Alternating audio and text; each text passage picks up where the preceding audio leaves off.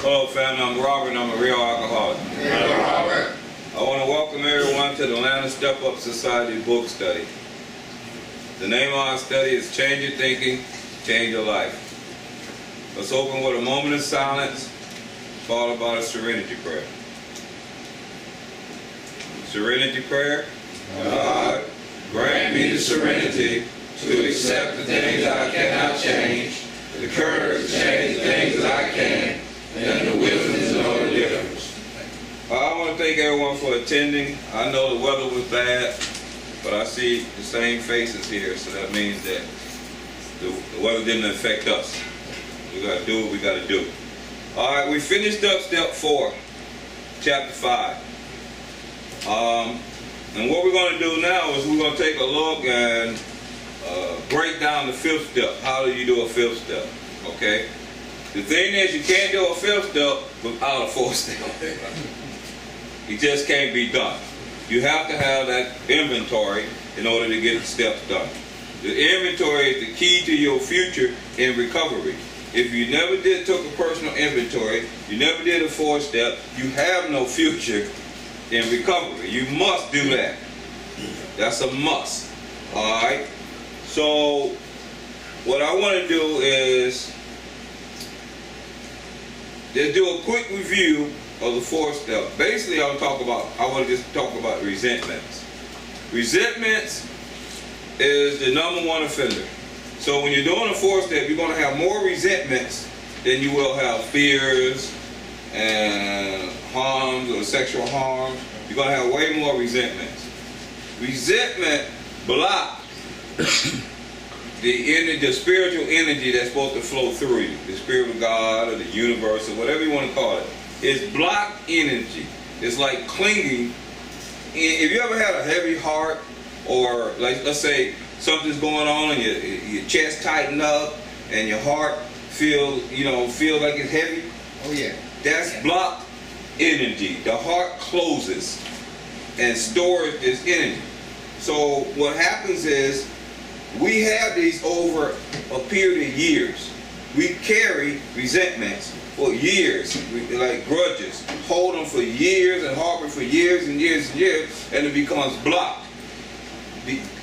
And when they say resentment kills, it kills the individual that holds the resentments. The medical society even go further and say that we store this energy in. This is where a lot of these diseases that we carry around come from, all this stored negative energy. Now, I hear a lot of people say, well, I don't care about holding resentments. I'm still pissed off at this person. I don't care about it. The only thing I can tell you that I know is that it's like a rat. If you holding resentment, you're eating the rat poison and expecting the rat to die. I'm eating the poison because I'm holding resentment, but I'm expecting that rat to die from me eating the poison. Who's going to die? The one that's holding the resentment. So that deals basically with step 4.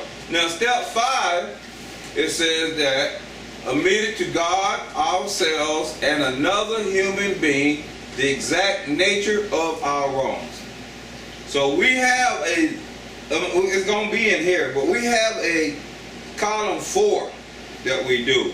Well, we look at where we were dishonest, fearful, selfish, dishonest, fearful, and inconsiderate. And we start writing these paragraphs on these sheets of paper for all these causes and resentments that we have. You're either going to have, if you're doing your mother or your father and you got 10 resentments on them, 10 causes on each one, so you're going to have 20 sheets before you finish those 2 people.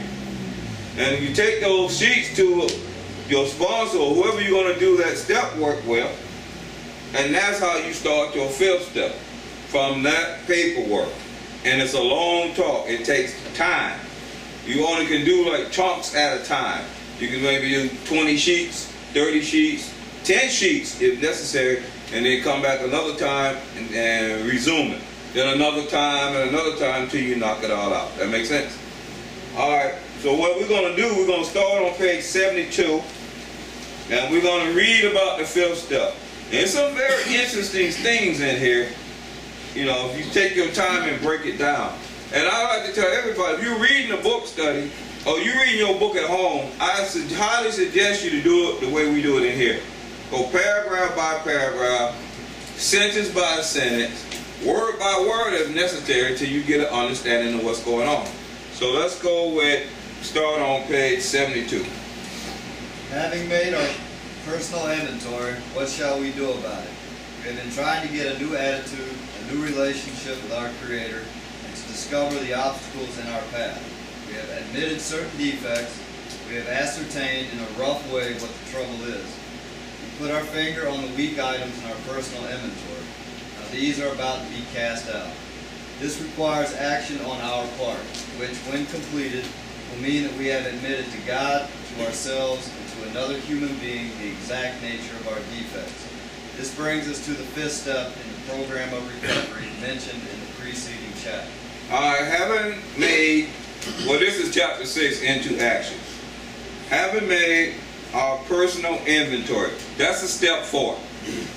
So you have to have your step 4 in order to do the step 5. What shall we do about it? You got all these sheets here, and you're looking at it. You did all this work. What am I going to do about it? Alright. We have been trying to get a new attitude, a new relationship with our Creator, and to discover the obstacles in our path. One thing for sure is we definitely have to have a new attitude. We cannot have the old attitude that we had when we were using and bring that forth in recovery and keep that same attitude and expect to get some change. It won't work. I was thinking about attitude, and I was thinking about Noli, our little Maltese Noli. Noli been with us for about 4 or 5 years now. But when I got her from a lady that was breeding dogs. So Noli's like 8 or 9 now, but when I got her, she was only like 3 years old. And if you were here, I know Ken was here, Eddie was here. Noli was she was a little timid, but she's also a mean. The little kids would go up and say, because she's cute. She's a little cute dog. Oh, look at that little cute dog, let me pet her. She'll bite her. Well, she would go up on the car, remember that? She would go up on the car and just sit up on the car. But when I got her, she was in a house, a 2-bedroom house, with a live breeding dog, and it had an old jump car in the back. And I know she used to go and hide up under that car. And I know she used to have to, defend herself around there. So she had a certain type of attitude when she came here. A year later, I wanted to get another dog, so we go down to Columbus to get Trixie. See, and Nola's attitude had changed. She was loving, by this time she was allowing people to pet her. She was riding to work with us every day. She was coming up here. She was hanging around the people in the store. She was hanging around all the guys in the recovery. She was in dog heaven. She was eating grilled chicken every day. She had grilling her food for her. And, clean, fresh water out the bottle. Yeah, she wasn't drinking tap water. She was drinking water out the bottle. So if we try to put some tap water down in front of her, by then she wouldn't touch it. You can walk her 3 miles and put a bowl of tap water on the ground, she won't drink it. You have to give her bottled water. She can tell the difference. That's to let you human know. She can tell the difference.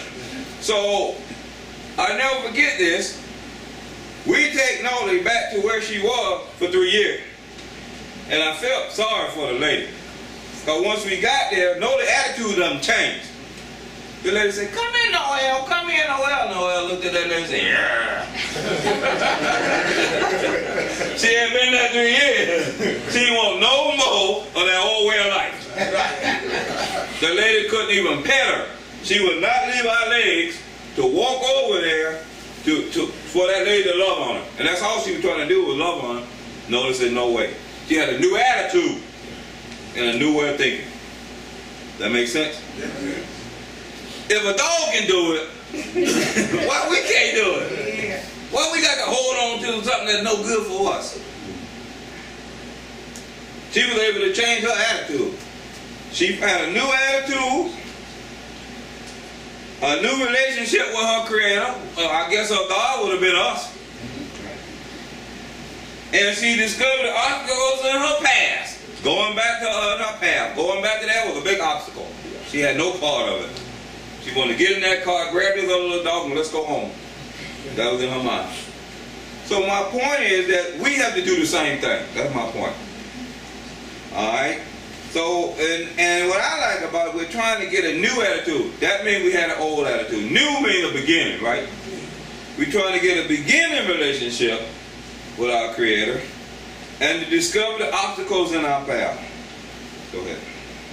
No, I'm sorry, I'll finish it. We have omitted certain defects which that we have ascertained in a rough way what the trouble is. We have put our finger on the weak items in our inventory. When you're doing this inventory, I'm going to just use me. Defects mean imperfections, weak areas. Alright, so when I was doing my inventory, first thing apparent was I blamed everybody for all my mistakes. Everything I did, I blamed it on other people. The second thing that really shocked me, the first, that really got to me, was that I suffer from low self-esteem.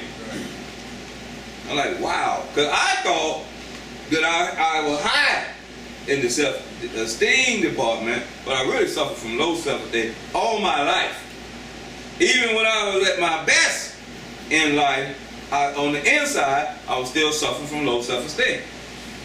See, I did not realize that until I did a 4-step. And another area for me was big shotism, puffed up, pride. Every time I had money in my hand, and if I had more money than y'all, I was a big shot. Plenty of times I would go into bars and go places and take my rent money and money I had saved up to be the big shot. And lo and behold, after we all buy all y'all drinks and we all have fun, when I leave that bar, I feel like a fool. I've been spending the rent money, the car note, everything playing big shot. And I would do that over and over and over for a year and get the same results. So I saw my defects, okay? And the thing was that all this came up, I was able to put my finger on certain behaviors that I've been carrying my whole life from this inventory. Had I not had this inventory, I probably would be in recovery 10 years, 15 years clean if I made it that long with the same defects. Sharing about them over and over and over.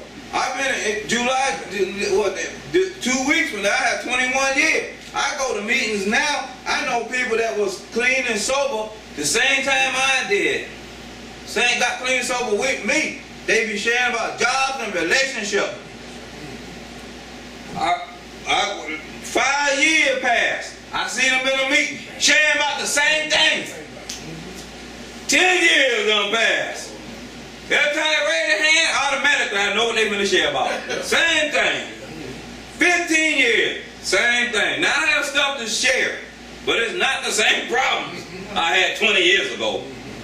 I was talking to a friend today. She was saying, oh, IRS got me for $5,000. I said, welcome to the way over the real world. If you make money, the IRS coming at you. So if you don't get no IRS audits and stuff, maybe you ain't making enough. Because if you making some money, they coming at you. Guaranteed. She said 5. I said, what about 55? They coming.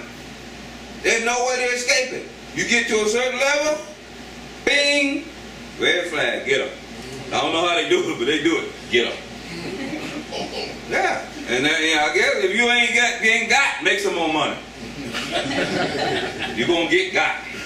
If you don't believe, hit the light on. You're going to get got. I was watching Chris Tucker on BET. He was talking about that. He listened to Wesley Snipes. And then Ronald Isaac, they got. So I was But really, I understood where he coming from. Everybody else in that room got too. No, let's get better at what we're supposed to. Alright, now these here's the deal though. All these defects, right? Now these are about to be cast out or thrown out of your life. This requires more work, action on our part, which means when completed, we will mean that we have admitted to God, number one, ourselves, number two, and another person, a human being, number three, the exact nature of our defect. So really now you got to admit, you got to do like a confession. You got to do a confession. And it's broken down in three parts: to God, yourself, and another human being. This brings us to the fifth step in the program of recovery mentioned in the preceding chapter. So what they're saying is now you got all this paperwork, you have to find the right person, preferably your sponsor, the one who got you to this point, preferably. That's just for me though. I'm just saying that. And you got to admit to God, yourself, and that person your character defects that you got on this paper, the pattern that you see in your life. That makes sense? And this is not done overnight. I hear people say, "Oh, me and my sponsor, me and my sponsor went to the IHOP or went to the Waffle House and we did their work." I just shake my head. I don't know what y'all worked on, but if you can finish it over coffee, you ain't got it. I can tell you that. You don't have it. I don't know if it's called a field step or a mini field step. You might have a mini field step, but you won't have a real one.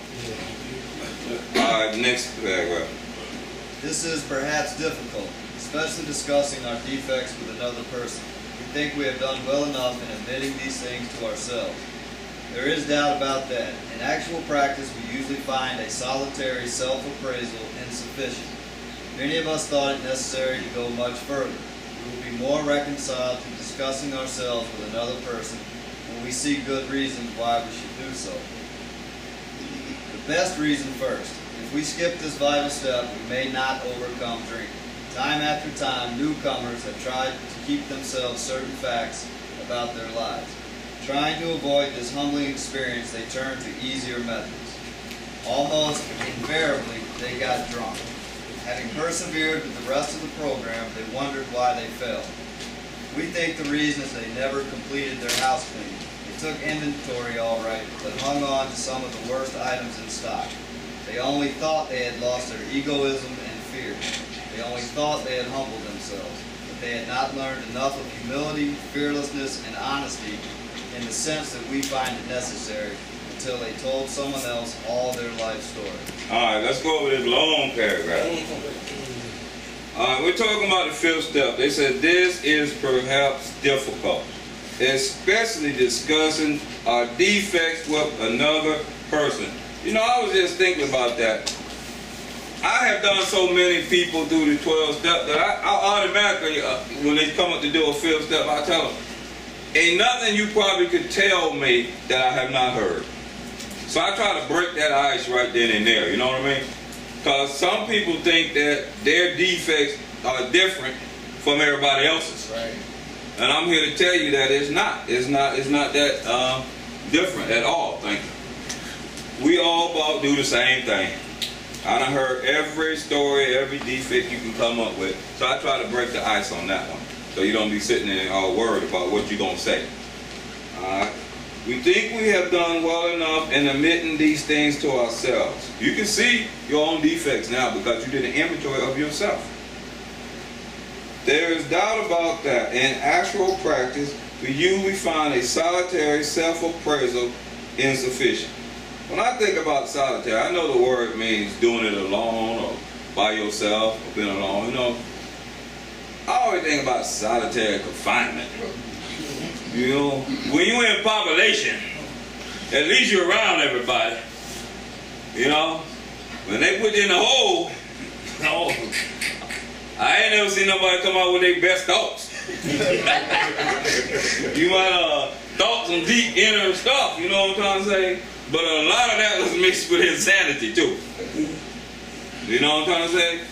it's kind of it's a little delusional here, you know. And so if you're doing, if I'm talking to myself, and I'm thinking up to myself, and I'm going to tell myself I'll recover, and I don't want to tell someone else, I have to be honest. Now, on my defects, one of my biggest defects was that I lied about everything. I was a big liar. In order to be a big liar, you got to believe your own lies. To be a good liar, you got to be convinced yourself that I lied first. So, I don't know if I can be able to hold it back and don't tell nobody the truth, because I'm already lying to myself. So I don't know if me sitting here doing a field step with myself gonna work. Because I'm already telling myself the lie that I can do it by myself anyway, and I don't believe the lie, and I'm acting on the lie, so that's insanity. So, the solitary self-appraisal will be inefficient. That self-appraisal. If you're doing appraisal, you're trying to get some value for it, right? If you got a ring, if you found two rings, one on the ground looked like a diamond ring, and you open up the Cracker Jack box and you got a ring out of that, which one would you probably get appraised? The one you found on the ground, right? And if you knew the value of it, why would you get it appraised? You don't need to get it appraised. I know the value of the one in the Cracker Jack box. It's not more than the Cracker Jacks. And I ain't paid but $1 for the Cracker Jacks. So the ring got to be only worth a dime or a nickel. That's a self-appraisal. You know the value of your life, and you're going to appraise it yourself. It's going to be small. Wow. Alright. Many of us thought it necessary to go much further. We would be more accepted or in agreement to discussing ourselves with another person when we see good reasons why we should do that. The first reason, they said the best reason. If you don't do a fifth step with someone else, you're going to relapse. If we skip this vital step, we may not recover or may not overcome drinking. Now this is an Alcoholics Anonymous book. The book is designed to teach you the principles of the 12 steps to stay clean and sober. Am I right or wrong? Right. The whole mission is God-given, is a program about recovering, trying to stay clean and sober. But if they tell you missed this when you skip it, you may not overcome drinking. That's the opposite of what the book is about. You're going to relapse. They say may not. They probably soften it up. Yeah.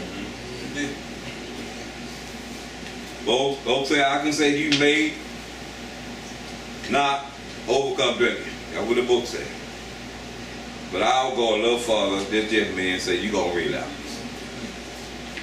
Time after time, newcomers have tried to keep to themselves certain facts about their lives. I'm going to tell you I'm going to tell you what I need to tell you.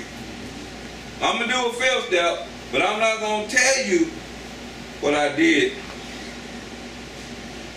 Maybe it has something to do with incest. You know what I'm trying to say? Mm-hmm. What I did that harmed my nieces and nephews. I ain't going to bring that part up. I'm going to keep that to myself. Well, that's fine. But they say kind of like your deepest secret is to keep you sick. That's basically what they're saying right here. Alright?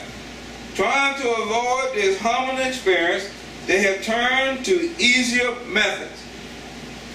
We know what that is. Alcohol. Almost invariably, they got drunk. Having persevered, continued with the rest of the program, they wondered why they failed. I think we talked about this about stealing. You know, and you're in an environment like this, and did I miss that part about the newcomer? No. Haven't persevered, we wonder why they fail. I see a lot of people that, I did one person in particular that did, it's the only person out of 50-something people that relapsed when that person got to about the 9th step, when they were doing the amends.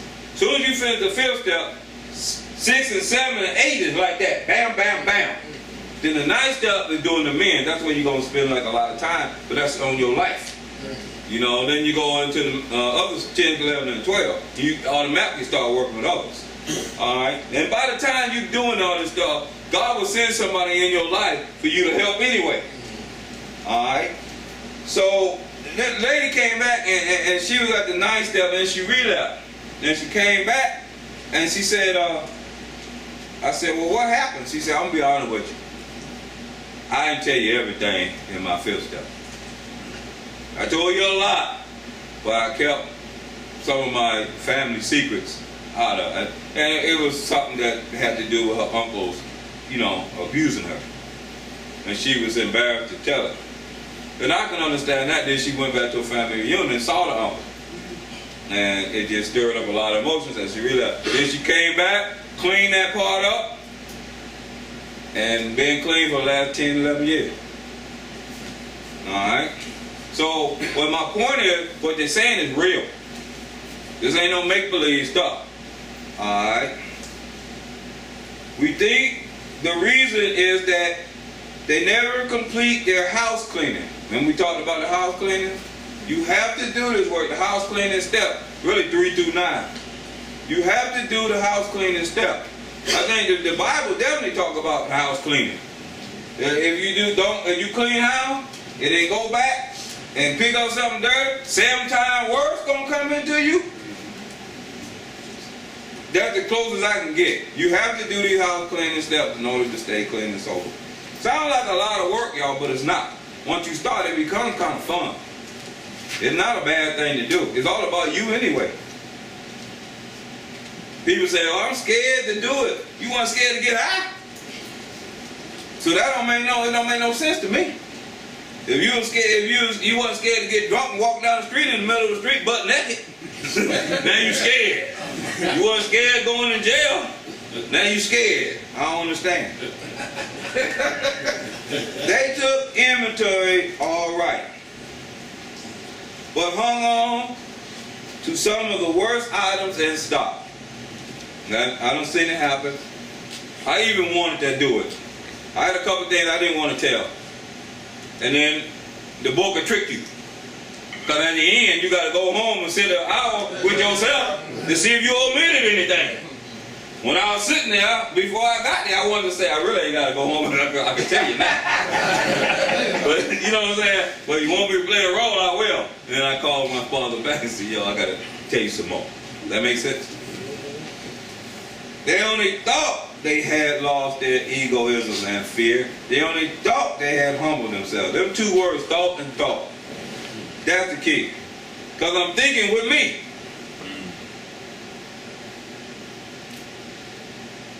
My thoughts got me here. So if I think, you know what, you really don't have to you'll know, and I see this happen all the time, especially at work. A lot of people here do a lot of spiritual work. A lot of spiritual work. From all levels, because we're in a treatment environment. From all levels of spiritual work. And they be bragging, even me, how good they doing. Then something will happen, right, boy? That'll jar you. And all that spirit to go to hell. You know? You only thought you were at a level. And then, you know, they like, it's gone, boy. You had like a Park 8. You know? And then if you really in a spiritual program, it took you out so bad that you have to go home and think about it. You know, like a 10-step. And you come back like, wow, that one got me. I was doing so good. I got to do some more work. You know? So you only think you're at 11, God got a way of busting that bubble. And then you're like, whoa, I got to go deeper. Where I thought I was, I did good to get there, but that little incident put me so far back, I need to push on. Alright? But they had not learned enough of humility, fearlessness, and honesty. in the sense we find it necessary until they told someone else all their life story. All of it. It's very important to have sponsorship. I'm telling you that. I hear Ken say that all the time. I don't know how you can get through this stuff on your own, and somewhere in your mind when you're doing the step work, your mind has to say, you know what, I really need to make sure I'm doing this right. I really need someone, and they say stick with the winners. Now we're talking about the real winners. I know Buddy, he got a lot of years clean, but he ain't talking this. He's sharing good.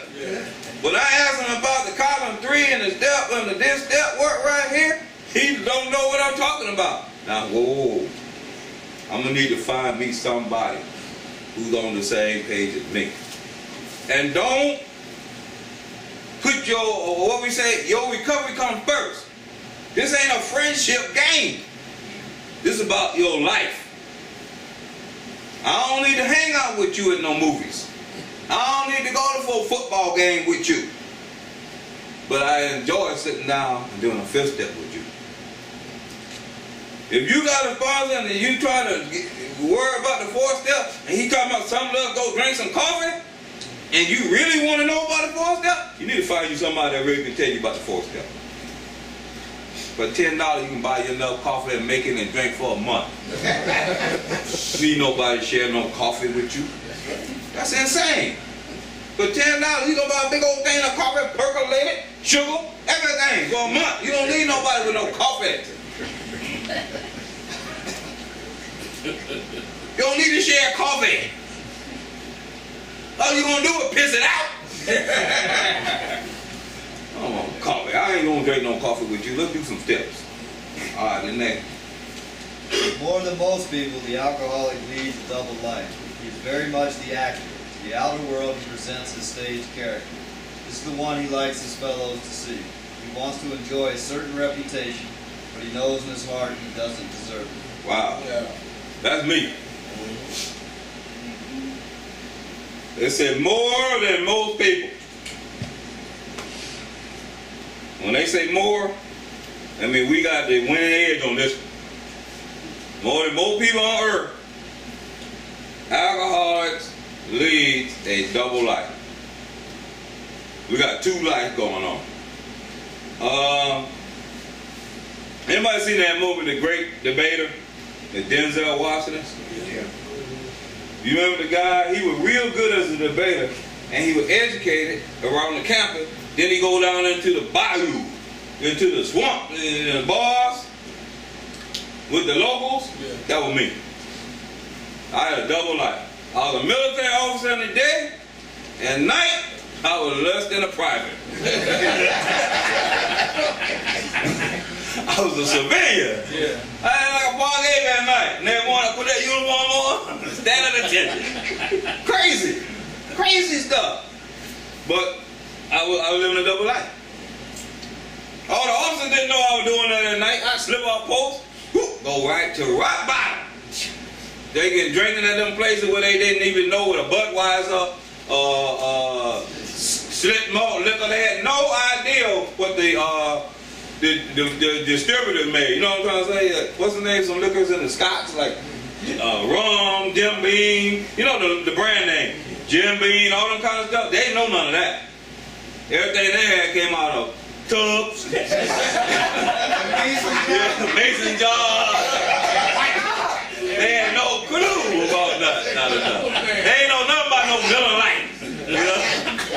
You know, you want some wine? You let everybody want that jug right there. That's what I would hang out. And the next morning I'd be standing in front of the base commander having a discussion about going to war. Double life. Yeah. To the outer world, he presents this stage. Very much like an actor. This is the one he likes his fellows to see. He wants to enjoy a certain reputation, but knows in his heart he doesn't deserve it. I knew I was alcoholic, making them decisions. Here's a double life for you. In Hawaii, the 25th Infantry, I might as well tell the guy, I ain't got no anonymity now. I was the brigade. alcohol and drug counselor, officer counselor. I do the counseling in the daytime, and I hit the gym meals at night. So up and do that double life. Wow. Go to the bars and buy and spend up all my money for that month, and walk out, and I just explain why I can't pay the rent, can't pay this, can't pay that. Double life. Alright, y'all know what I'm talking about. Yeah. Go all up and down Boulevard, 5 years, family reunion, get your hair cut, put on some clothes, everything. You be counting. You like, look, the picnic ain't but 8 hours. You be straight for 8 hours. Soon as they say, well, the last prayer, y'all can go back. Double life. I don't even want to do the double life with the relationship. I won't even do that because y'all know about them. Going in there one person, 2 weeks later they see the other one. Alright. But you know deep down in your heart you don't deserve this reputation that you're putting on. This life that you're putting and making people believe. Alright. The inconsistency is made worse by the things he does on his sprees. Coming to his senses, he is revolted at certain episodes he vaguely remembers. These memories are a nightmare. He trembles to think someone might have observed him. As fast as he can, he pushes these memories far inside himself. He hopes they will never see the light of day. He is under constant fear and tension that makes for more drinking. You know, I remember, I'm just talking about me. I remember being an officer and going into, not only did I go to them places, by being an African American officer, I would like to slip out to the NCO club and stuff like that, right? And I put on my civilian clothes, going to the NCO club with jamming. Officer club was country and western. All right. So I would go to the NCO club, went to get real packed and stuff, and go in there. The NCO there at the door. And I show them the ID. They say, "You can't come in, you a captain." Yo, man, what you want me to do? Go to the officer club? It's your side for me. They let me in. But I didn't go in there like no officer. I went in there like a Park 8. Get drunk at the food, everything. I even see my troops in there. Get drunk, and then the next day, just like this boy. I can vaguely remember what I did, and I'm thinking to myself, I hope I ain't do nothing wrong. You know what I'm saying? I know, are they going to go back and tell the other officers that they saw me in here? You know, and all that be going through my mind, right? And I remember I done went to the NCO club, lost my car. Took a taxi record over to my quarters, and then got to go back, wake up, and remember where the car was, and I had to go back over to the NCO club to get the car to go to work. So I'm like, the inconsistency or the contradictions is made worse by the thing he does on his sprees. Every time I did something stupid, coming to his senses, he is revolted, disgusted, and shocked. At certain episodes he vaguely remembers. These memories are a nightmare. He trembles to think someone might have saw him. That's me. Who saw what I did? But I know I always did something. There wasn't a night when I got drunk I didn't do. I wasn't that type. I did something stupid. You know, I wasn't a mellow drinker that sit there and everything calm and just pass out and go to sleep. That was not me. I was a Park 8. You know, jumping from limb to limb to limb, throwing stuff, acting stupid. As fast as he can, I didn't know how to process this stuff. I couldn't go to AA because I was an AA officer. You can't be in AA and be in charge of it. They say we ain't got no officers. That's one of the traditions. But I didn't know nothing about it. I ain't never went to no meeting, so I didn't know nothing about it. As fast as he can. What to do is the AA, he's not a member of the AA. He counsels people that the Army thinks have alcoholic problems. You're counseling, you're talking about telling them how bad it might be and you can get kicked out. You know what I'm trying to say? You do all the counseling. But you never told me I had to counsel myself. I'm supposed to counsel y'all. You know? As fast as he can, he pushes these memories far inside of him. He hopes they will never see the light of day. He is under constant fear and tension. You know, it's like when you like that. I know with other people, like family members or something like that. When I'm drunk or something, I always made these promises what I'm gonna do, and I'm gonna give you some money. If I hear somebody in need, I'm the big shot. You know. Oh, don't worry about it, niece. I'm going to tighten you up. Next week, I'm going to give you the $500 so you can go on down to college. You know, we all got a little bit in me. And when I sober that next day, there go that fear and tension. She's calling on the phone. I can't answer the phone. I got no $500 get on, but I'm talking much. You know what I'm saying? That was the big shot here. Always under fear and tension. You live like that. That makes for more drinking. The only way you're going to forget that is to drink some more. So you create some more fear and tension. And then drink some more. Remember now, remember I told you about this spiritual chart? You can pull this up on the internet. The levels of spirituality. If you always under constant fear and tension, you way down here. David Hawkins. David Hawkins. Always living low spiritually. The next one. Psychologists are inclined to agree with us. We have spent thousands of dollars for examinations. We know but a few instances where we have given these doctors a fair break. We have seldom told them the whole truth, nor have we followed their advice. Unwilling to be honest with these sympathetic men, we were honest with no one else. Small wonder many in the medical profession have a low opinion of alcoholics and their chance for recovery. You know what, I kind of laugh at this paragraph. Now you're looking back. The kind of life that we live, and the drinking, and all the manipulating, and all this stuff, all the lying we did, there's no way we're going to tell them the truth. We don't know how. All I'm going to do, you send me to a psychiatrist, the best he going to get out of me is a good lie. You know, that's the best I'm going to be able to give him is a good lie, because I'm living a lie. He can't get nothing out of me. Nothing but a lie. Psychologists are inclined to agree with us. We have spent thousands of dollars for examination. We know but few instances, when we have given these doctors a fair break. We have seldom told them the whole truth, nor have we followed their advice. We're going to lie. That's what we did. Unwilling to be honest, that's a lie, right?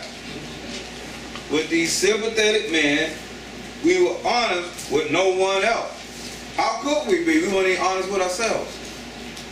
Small wonder, many in the medical profession have a low opinion of alcoholics and their chance for recovery. Because they see you coming there all the time, telling these lies, get up and go back and drink. You see that over and over and over and over. I guess the only thing you can do is just take their money or their insurance, whatever. Because you know what the outcome is going to be. The same. I want to go back to a page, though, that's very important. I kind of missed it. Go back to 72, down at the bottom, where it says the best reason first. Let's go back. I can always go back. I don't never go forward. I go back in the book. It says, the best reason first. Y'all see that? If we skip this vital step, we may not overcome drinking. This is the one, sentence right here I want to talk about. Time after time, newcomers have tried to keep to themselves certain facts about their lives. A lot of people want to tell me, when do you start working the steps? You need 10 years. You need 5 years. When these people wrote this book, they say in the 5th step, this is the 5th step. They're saying, right, Ken? Newcomers. tried to keep it to itself. Newcomers. They were doing stuff with newcomers. Newcomers. They ain't have but 2 or 3 meeting places. Wasn't but 100 and so of them. They wasn't walking around good sharing. They ain't hadn't learned how to do that yet. They didn't know how to do that one. All they knew how to do was what? Work the steps. They didn't know how to run through a lot of meetings that don't do nothing but share. That hadn't been invented. That came when we got in the system. They didn't know how to do that. And one was in New York and the other was in Akron, Ohio. Yeah. So they wasn't going back and forth like that. What they were doing was carrying a book around, meeting people who had registered. They grab a businessman, would grab a book, go to a place, sit down in front of a newcomer and do what? Share. Or teach them how to do the 12 steps. They were doing step work. Step work. When Dr. Barber, before he died, he said, Bill, please don't let them louse this up. Yeah. And that's what happened. It got all loused up. Now we do more sharing than step work. If we don't flip. I just want to bring that in. They said, and to me, a newcomer is anybody less than a year. That's what I kind of feel. So if you over a year, then you don't even fit in this because you're an old timer who ain't did it. Alright, let's go back to page 73. We must be entirely ready, entirely honest. We must be entirely honest with somebody if we expect to live long or happily in this world. Rightly and naturally, we think well before we choose a person or persons with whom to take this intimate and confidential step. Those of us belonging to a religious denomination which requires confession must, and of course, will want to go to the properly appointed authority whose duty it is to receive it. Though we have no religious connection, we may still do well to talk with someone ordained by an established religion. We often find such a person quick to see and understand our problem. Of course, we sometimes encounter people who do not understand alcoholics. Alright, now we're getting into doing the confession part. Telling it, admitting to God, ourselves, and another human being. We must be entirely honest with somebody if we expect to live long or happy in this world. And that's what we're trying to do, become happy, joyous, and free. Alright? And when you do the 12-step work or the 5th, your honesty level has increased. Because you can see your defect because you did an inventory. The thing is, can you be honest enough to tell someone what's on the paper? Now, if you got a good sponsor and you show the sponsor your work, say, look how many papers I'm dead. And you see a stack of paper like that, reasonable like this, inch high.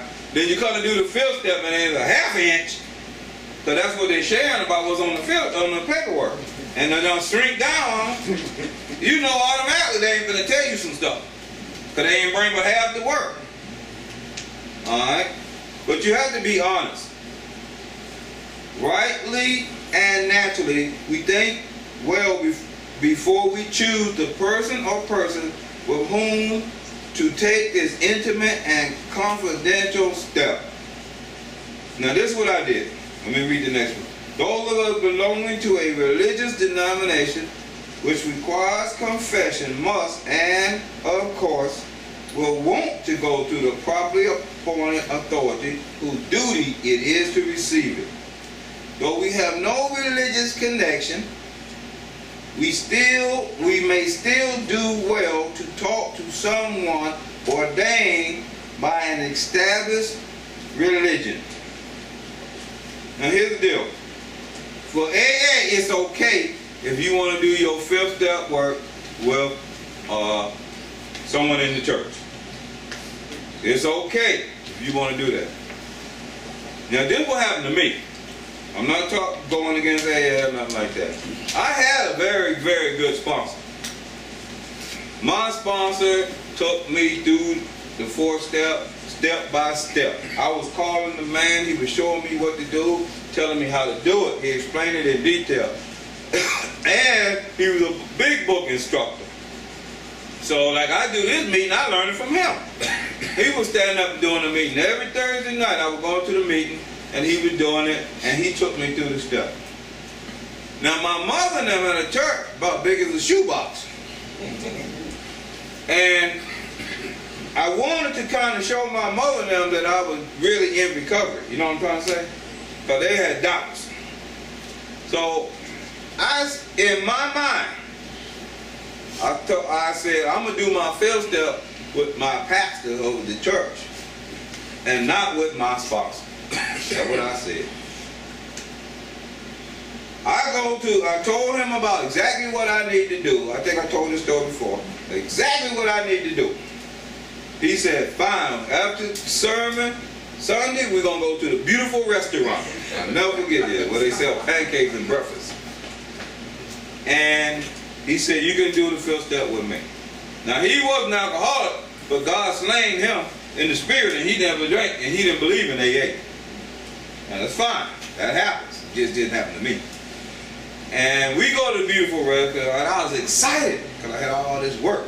And I knew he was going to tell my mama what a great job I did. He get down, he ordered the food and everything. And I pulled my paperwork out and he told me what you got to do, you know, explaining how I did.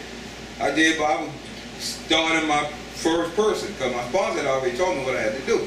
I started on my first person. I got to the first person. You know, first person, first calls, sheet number 1. I had 200 more to go, and we got the sheet number 1. He said, I'll put that stuff up. God's in you. You don't need none of that stuff. You okay. You've been healed. Now, I know what's in that inventory, but I done did it. I saw them pancakes. I saw that meat. I had to make a decision. I said, I'll tell you what. You eat these pancakes. You eat that meat. I'm out of here. I got to save my life. I left that man and them pancakes and bacon right there on that plate, and I hard-assed him. Ain't no man gonna stop me from doing me. I'm in recovery. I don't care if you the Pope. I'm getting my recovery. You ain't gonna tell me put this aside. I'm all right. I had enough. I had enough of that. You might well told me let's go take a drink. That would have been more reasonable. You know? And I left and never turned back. So be very careful who you present this stuff to. If they try to tell you not to do it, run. Run. Don't never punk out. At the end of my time to get some religious help on my step work, I go and listen to you preach, but you ain't gonna got nothing to do with recovery. I put a brick wall up. I stay with recovery with my sponsor in my meetings. I don't need you to tell me about my recovery, especially when you ain't even in AA. You never picked up an AA book. How you gonna tell me? Alright? That's just me now. I ain't being negative. I'm just saying it's me. I can tell you about some 12 steps. Though we have no religious connection, we still may do well to talk to someone ordained by established religion. We find such a person quick to see and understand our problem. I didn't find that. But today, it's more sentimental. More people are coming around in the churches than before. It was just that one. After later on, I found more people that understood it. But that one was enough to make me, it kind of did me a favor. He made me get more serious about me. That's the first time I stood up for myself. That makes sense? Of course, we sometimes encounter people who do not understand alcoholics. That's what I had caught. And we're talking about people who do not understand the disease of addiction. That's what it was more about. I knew about the disease of addiction. I knew if I took a drink and put it into my body, it's going to trigger a physical allergy. I knew that. So I knew what I was faced against if I did not do this work. I was going to relapse. Because the book had already told me that before I went there. I read up on the field step one more time before going in to do it. It told me if you don't do it, you're going to relapse. So I had no choice but to leave. That makes sense? The next one that will.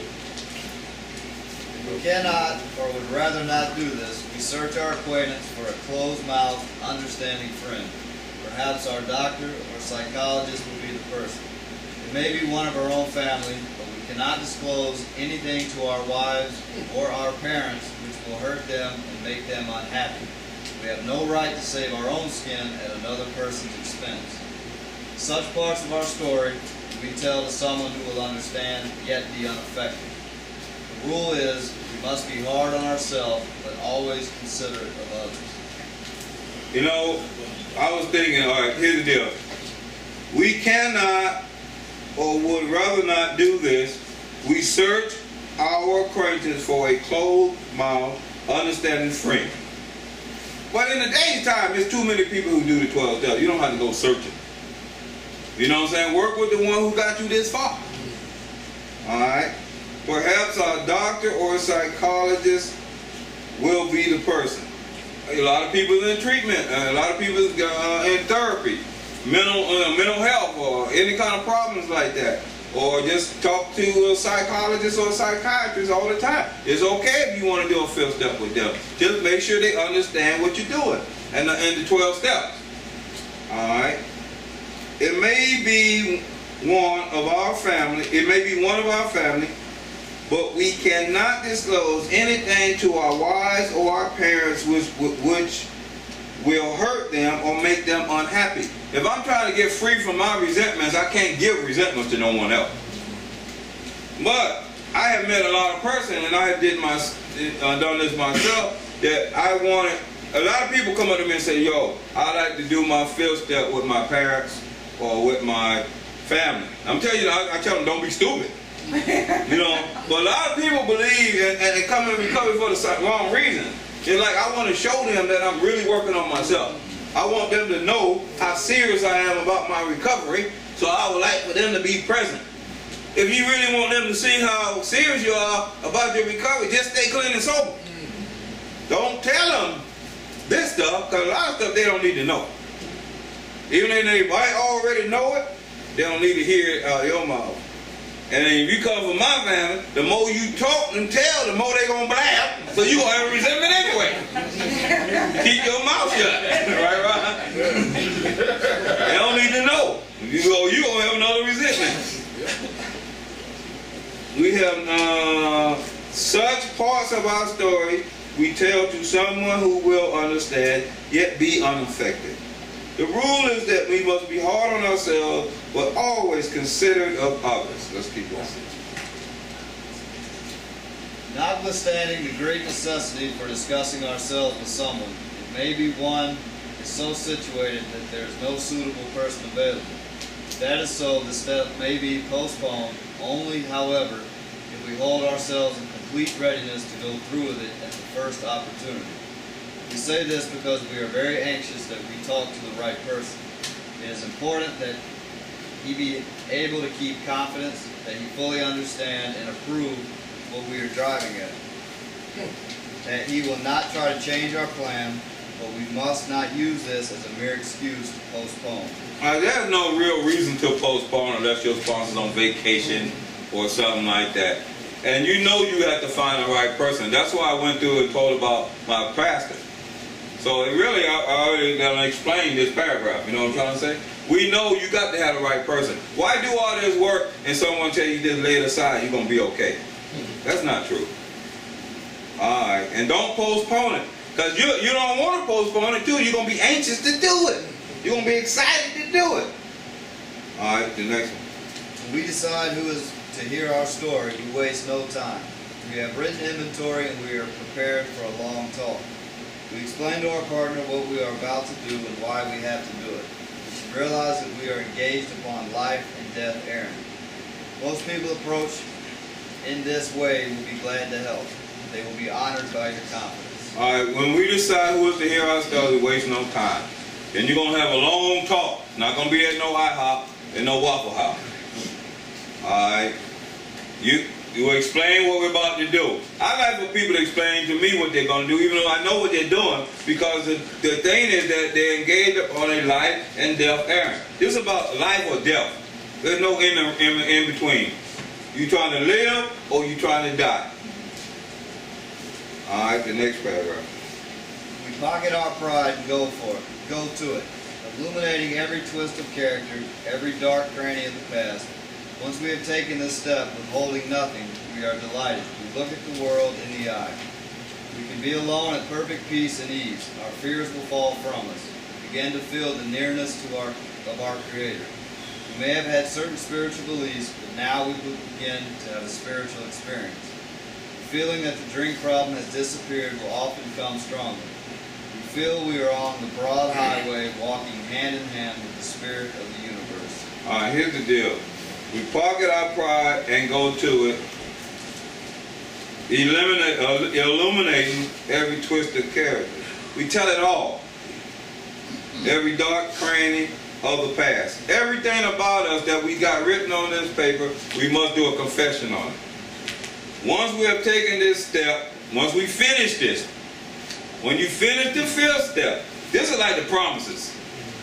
All right, it's the same as the promises. Withholding nothing, we are delighted. All that blocked energy that was in us has been released.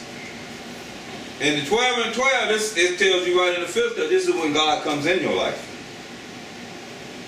All right, this is when God shows up in your life. You think you got God now and you haven't done the work. Imagine what kind of God you might have if you did do the work. We can look the world in the eye. We can be alone at perfect peace and ease. We got some kind of serenity in us. Our fears fall from us. We began to feel the nearness of our Creator. Remember I told you God shows up in your life here. We may have had certain spiritual beliefs, but now we began to have spiritual experience. There's a difference between spiritual beliefs and spiritual experience. This is the first time I ever done any spiritual work on myself. I really did the work. I got experience of doing a 4th step and a 5th step because I did it. All before that, I just had spiritual belief. All I did was listen to the preacher, listen to the sermon, drop a few dollars in the offering, and haul butt. I did no work. And I expected to be saved. And wasn't happening, I was getting dropped. I did no work whatsoever. Putting $1 or $2 in the basket is not work to me. If you write a $10,000 check and put it in there, it still ain't work. Not spiritual experience. There's no spiritual experience in that. You might feel better till you find out somebody took the $10,000 and didn't spend it the way you thought they were going to spend it.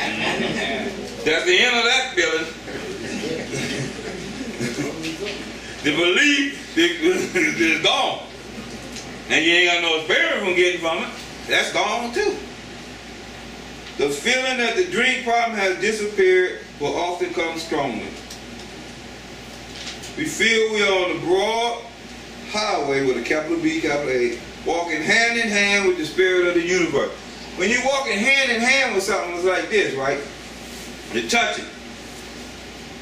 There's no, if you were looking for heaven out there, or God out there, you ain't touching. If there's a picture on the wall, that's not hand in hand. You can go lay hand on the picture you want to. If you go and Google the pictures of Jesus, you might find like 4,000 different type of faces. Now which one you want to pick to be your God, do it. It's inside you. It's inside of you. Google up all them pictures if you want to. Get on your knees. Be my guest. I'm not saying that ain't no Jesus. I'm saying it might be in you. Show me the pictures. Return home, I got it. We find a place. Now you done finished all this stuff, you're in peace. You feel like God is close to you. You feel accomplished, like you accomplished something. Like the greatness, you've done a great job. You really have. Because most people on earth don't even do this. Returning home, we find a place where we can be quiet for an hour. Go a place, be alone by yourself. Carefully reviewing what we have done. You go back over all this work you have done. Only thing you've done is step 1, 2, 3, 4, and 5. We thank God from the bottom of our heart that we know Him better. We pray. Taking this book down from our shelf. Because if you've been doing a lot of 4-step work and you have not been coming to this class like that, you ain't seen the big book in a long time. You know what I'm saying? Other than going to a meeting. You've been really working on yourself. Alright. We turn to the page 59, which contains the 12 steps. I make every one of my sponsors, the sponsees, when they do this, right, Steve? You just did it last night. Have to be alone by themselves. Some guys I sent out to Piedmont Park. Sit on the park by the lake. Some guys, we used to go to Stone Mountain. Sit on the edge of the mountain on the trees by themselves for an hour to be alone with God. This is real stuff we do. This ain't something we read. We actually do this stuff. Carefully reading the first 5 proposals. That's the first 5 steps on page 59. We asked if we have omitted anything. We asked God, is there anything else that I need to confess or bring up that I'm not aware of? And see, the problem is a lot of people are not so accustomed to this because really you got these glaring defects. These defects are there and you see them on paper. A lot of them is gone, but some is still in your life now as you're doing this. So you know you got to do some more work because you're not clean slate. I might be talking about this big shotism, but I'm still practicing it clean and sober. You know what I mean? You go on a date clean and sober, you make $200. You go on a date, you in treatment, you spend $210. You got to run back to the treatment and borrow money for next week. Same behavior. It ain't changed, but you done did the work. Alright, carefully reading the first 5 proposals, we ask if we have omitted anything. For we are building an arch. When you ask, you pray. Building an arch to which we shall walk a free man at last. If you're talking about bondage, Egypt, a tornado, a flood, all this stuff is holding you in bondage. Obesity, bondage. Alcoholism, bondage. Sex addiction, bondage. You want to be free from this stuff. Free from this stuff. Is our work solid so far? Are the stone properly in place? Have we skimped on the cement put into the foundation? We have tried to make mortar without sand. We're trying to take shortcuts. If we can answer to our satisfaction, then we look at step 6. Thank y'all for a good meeting. Thank you.